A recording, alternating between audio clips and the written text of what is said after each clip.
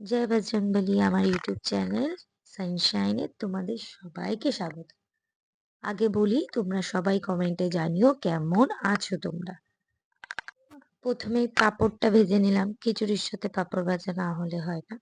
তো পাঁপড়টাকে ভালো করে ভেজে নিয়ে তারপরে এখানে একটা বোলে মানে কড়াই টাইপের ওটা, তো ওটা ঢাকনা আলা করা, তো ওর মধ্যেই করেছি আমি পুরো রেসিপিটা।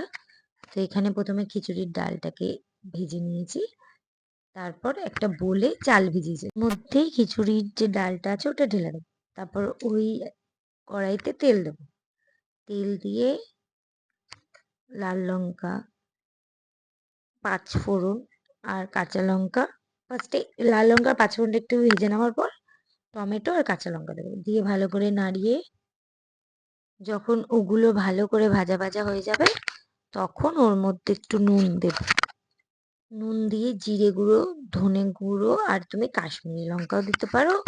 আর গুঁড়ো লঙ্কার গুঁড়োর প্যাকেট যে থাকে ওখান থেকে একটু লঙ্কা দিতে পারো, কিন্তু খুব সাবধানে অল্প দিও।